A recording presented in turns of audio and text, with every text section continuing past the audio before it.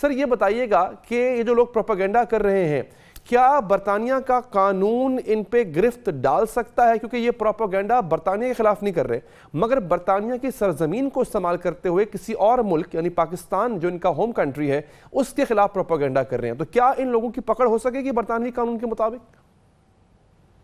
جی بہت شکریہ۔ اس سلسلے میں یہاں پہ جو قانون سازی ہے وہ بہت واضح ہے کیونکہ یہاں پہ ٹیررزم ایکٹ جو ایئر 2006 کا سیکشن 17 اس حوالے سے یہ کہتا ہے کہ اگر کوئی شخص یہاں پہ یو کے کی سرزمین یوز کرتا ہے اور کوئی ایسی سٹیٹمنٹ پبلش کرتا ہے، ایسی کوئی ہیٹ سپیچ کرتا ہے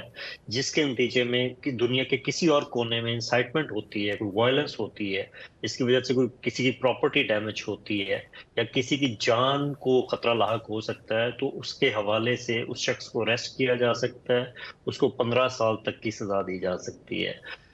یہ تو ایک ٹیررزم ایکٹ 2006 ہے، اس کے علاوہ بھی 2 اور قوانین موجود ہیں، جیسے ٹیررزم ایکٹ 2000 جو ہے وہ بھی یہ کہتا ہے کہ جی کوئی بھی شخص اگر یہاں پہ بیٹھ کے کوئی سیریس وائلنس کریٹ کرتا ہے یا کوئی ایسے اقدام میں ملوث ہوتا ہے جس کی وجہ سے لوگ انسائٹ ہوتے ہیں اور اس انسائٹمنٹ کے نتیجے میں کسی پراپرٹی کو نقصان ہوتا ہے یا کوئی ایسی چیز ہوتی ہے جس کی وجہ سے جو نقص عمل کا خطرہ ہو سکتا ہے، تو اس حوالے سے اس شخص کو اریسٹ کیا جا سکتا ہے، اس پہ مقدمہ یہاں پہ چل سکتا ہے، اس کو سزا ہو سکتی ہے۔ تو اس میں یہ جو 2000 کا ایکٹ ہے اس میں سزا 6 ایئر میکسیمم ہے، جو 2006 کا جو ایکٹ ہے اس میں اس اوفینس کی سزا میکسیمم 15 ایئرس ہے۔ اچھا، تو اس میں بیسکلی جو ثابت پروسیکیوشن نے کرنا ہوتا ہے کہ یہ ایکٹ ایسا تھا جس کے نتیجے میں وائلنس ہوئی۔ اب فرض کریں جو بھی لوگ جن کا آپ نام لے رہے ہیں، جو بھی اسلام ہیں، ان کی جو بھی پبلیکیشن ہے یا اپنے نیوز چینل کے ذریعے یا ریٹن مٹیریل کے ذریعے اس کے حوالے سے اس کو دیکھا جائے گا، اس کے آگے لینگویج کے کانٹیکسٹ میں بھی دیکھا جائے گا، کیونکہ اردو کو obviously انگلش میں ترجمہ کر کے ججز کے سامنے رکھا جاتا ہے